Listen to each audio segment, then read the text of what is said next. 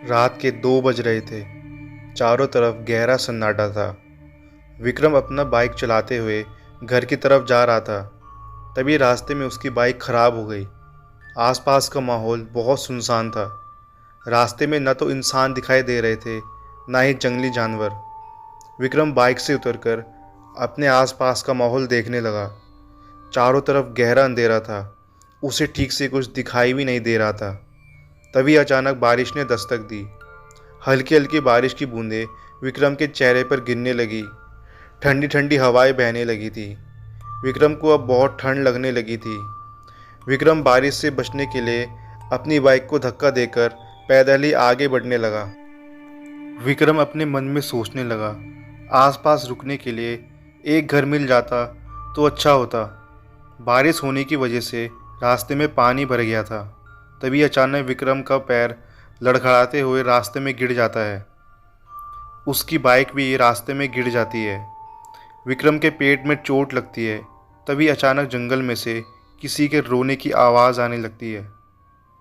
विक्रम जंगल की तरफ देखता है तो उसे एक काला साया दिखाई देता है। विक्रम डर जाता है और वहाँ से भागने की कोशिश करता है, पर विक्रम के पेट में चोट लगने की वजह से वो भाग नहीं पाता। लेकिन विक्रम हिम्मत करके कुछ ही दूर चला ही था कि तभी अचानक विक्रम पीछे मुड़कर जंगल की तरफ देखता है तो वहाँ कोई भी नहीं था। अचानक बारिश तेज होने लगती है। विक्रम सुनसान रास्ते में पैदल चल रहा था। तभी अचानक एक गाड़ी आकर विक्रम के सामने रुकती है। उस गाड़ी में से एक खूबसूरत लड़की निकलती है और विक्रम को इशारा करती है। विक्रम सोचने लगता है, इस सुनसान रास्ते में एक लड़की मुझे हाथों से क्यों इशारा कर रही है। विक्रम सोच ही रहा था कि तभी गाड़ी का दरवाज़ा खुलता है और वो जवान खूबसूरत लड़की गाड़ी से बाहर निकलती है और विक्रम के सामने जाकर खड़ी हो जाती है।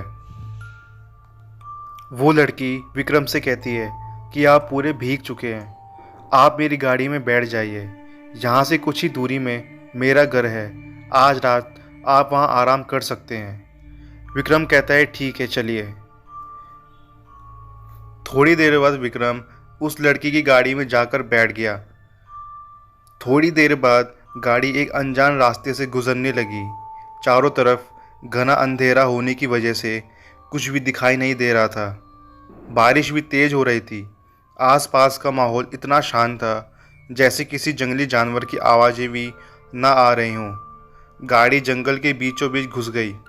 जंगल से होकर गाड़ी आगे बढ़ने लगी। विक्रम रागिनी के ख्यालों में इतना खोया हुआ था कि उसे पता ही नहीं चला कि रागिनी उसे कहाँ लेकर जा रही है। थोड़ी देर बाद रागिनी विक्रम से कहती है, यही मेरा घर है, हम पहुँच चुके हैं। विक्रम गाड़ी से उतरकर देखता है तो घर का नज़ारा थोड़ा डरावना था। घर के आसपास कोई भी नहीं रहता था। विक्रम को कुछ अजीब सा महसूस होने लगा था। ऐसे अनजान जगह को देखकर विक्रम थोड़ा घबरा गया। विक्रम ने रागिनी से पूछा, आप इतने बड़े घर में अकेली रहती हैं, आपके साथ कोई नहीं रहता? रागिनी थोड़ा मुस्कुराई और विक्रम से कहने लगी, जी मैं अकेली ही रहती हूँ, मेरा अपना कोई नहीं है। रागिनी की बातें सुनकर विक्रम को थोड़ा हैरानी हुई। विक्रम अब सोचने लगा, उसने यहाँ आके कोई गलती तो नहीं कर दी। विक्रम यही सोच रहा था कि तभी रागिनी ने विक्रम से कहा, चलिए अंदर चलिए, आप पूरी तरह से भीग चुके हैं, घर के अंदर चलकर आप कपड़े बदल लीजिए। विक्रम और रागिनी साथ में घर के भीतर चले जाते हैं।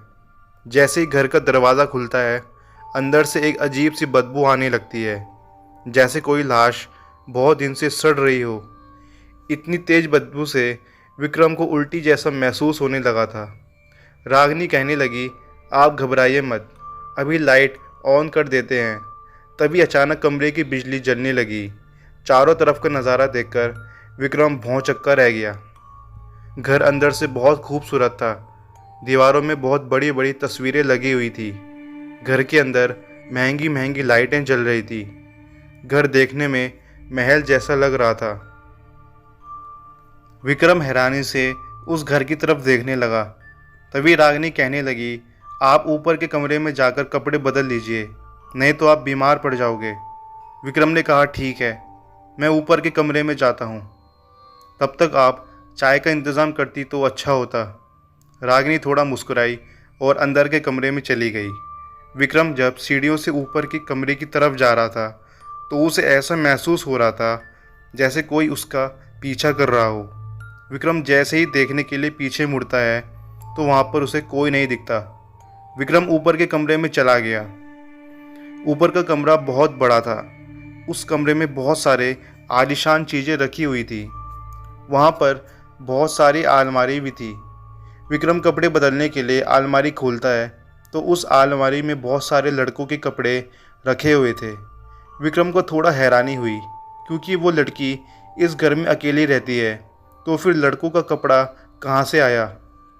विक्रम पहनने के लिए एक कपड़ा निकालता है, तभी अचानक उस अलमारी के अंदर से एक डायरी नीचे गिर जाती है।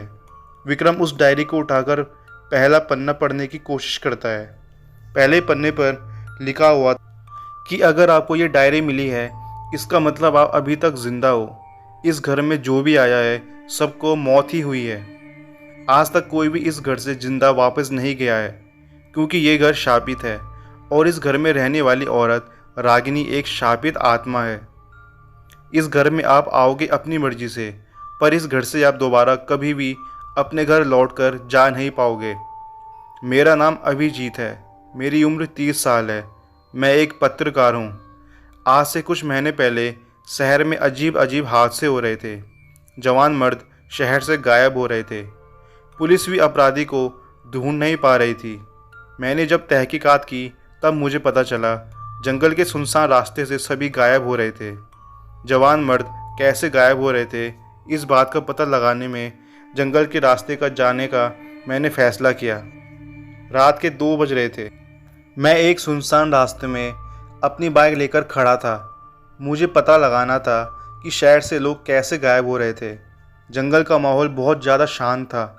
मुझे थोड़ा डर भी लग रहा था कि तभी अचानक एक गाड़ी मेरे सामने आके रुकती है। गाड़ी के अंदर से एक खूबसूरत लड़की बाहर निकलती है और मेरे सामने आकर खड़ी हो जाती है।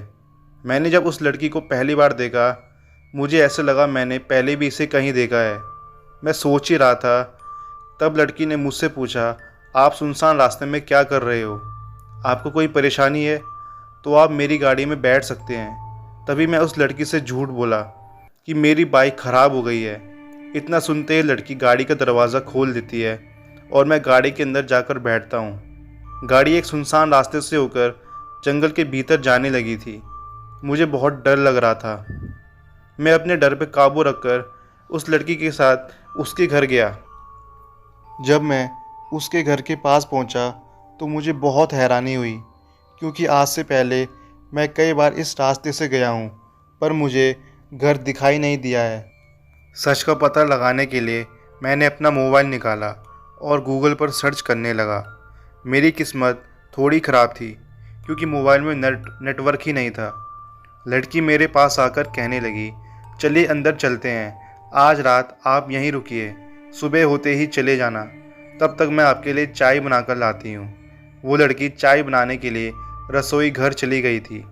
शहर से लोग कैसे गायब हो रहे थे, इस बात का पता लगाने में चोरी छुपी सीढ़ियों से ऊपर के कमरे में मैं चला गया। ऊपर का कमरा थोड़ा अंधेरमय था। मैंने मोबाइल का टॉर्च जलाया और कमरे के अंदर चला गया। उस कमरे से भयानक बदबू आ रही थी, जैसे कोई लाश सड़ रही हो। मैंने जब बदबू का पीछा किया तब कमरे के बाथरूम में मुझे एक लाश मिली जिसका सर धड़ से अलग था। इतना डरावना नज़ारा देखकर मैं बहुत ज़्यादा डर गया और मैं चिल्लाने वाला ही था कि तभी लाश में से एक आवाज़ आई, भाग जाओ यहाँ से, नहीं तो तुम्हारी हालत मेरी जैसी होगी। लाश ज़ोर ज़ोर से हंस रही थी। मुझे ये समझने में देरी नहीं हुई कि आज तक शहर में जितने लड़के लापता हुए हैं उसका जिम्मेदार ये लड़की थी। मैं बहुत ज़्यादा डर गया और अपनी जान बचाने के लिए मैं सीढ़ियों से नीचे की तरफ भागने लगा। पर यह क्या, घर के सभी दरवाजे बंद थे। मुझे समझ में नहीं आ रहा था कि मैं क्या करूं। मैं वापस हॉल में रखे हुई सोफ़े में आकर बैठ गया और ऐसा दिखाने लगा जैसे कुछ हुआ ही ना हो। वो लड़की अंदर से एक कप चाय लेकर आई। मैंने चाय पीने का नाटक किया और चुपके से चाय बाहर फेंक दी। लड़की मुझसे कहने लगी, आज रात को आप डिनर में क्या खाएंगे? मैं बहुत ज़्यादा डरा हुआ था। मेरे गले से आवाज़ नहीं निकल रही थी। मैंने हाथों से इशारा किया, कुछ भी बना दो। मैं वापस से सीढ़ियों से ऊपर चला गया। मुझे कुछ समझ में नहीं आ रहा था कि मैं क्या करूं। मैंने अपना मोबाइल निकाला तो किस्मत से मेरे मोबाइल में नेटवर्क दिखाई दे रहा था। मैंने गूगल पर सर्च किया, तभी मुझे पता चला आज से कई सालों पहले इस घर में एक हादसा हुआ था। कुछ चोरों ने मिलकर इस घर में चोरी की थी और इस घर में अकेली रहने वाली औरत रागिनी को चाकू से घोंपकर उसकी हत्या की थी। चोरों ने मिलकर रागिनी की लाश को बाथरूम में छुपा के घर का दरवाज़ा बाहर से बंद करके भाग गए थे। रागिनी अधमरी हालत में बाथरूम में पड़ी रही। चोरों ने सोचा रागिनी मर गई है, पर रागिनी जिंदा थी।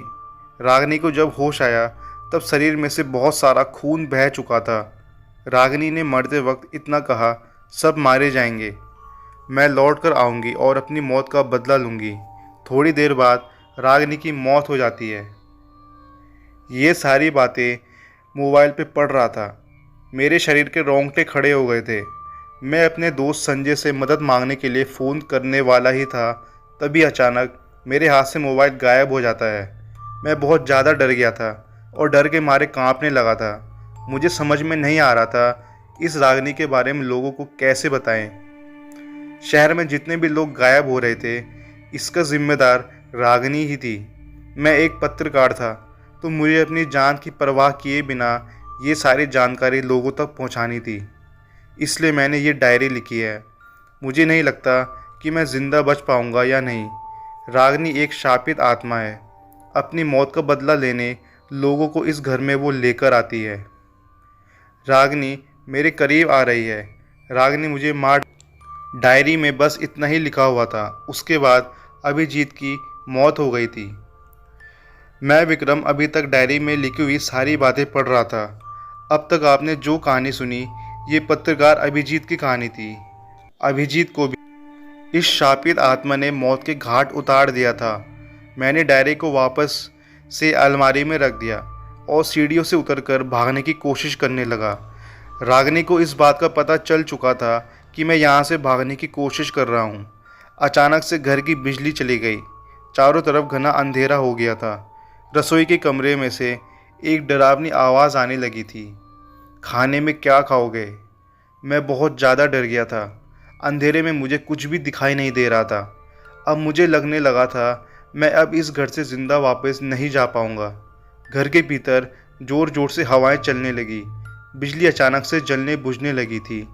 कोई औरत हाथ में चाकू लेकर मेरी तरफ बढ़ने लगी थी।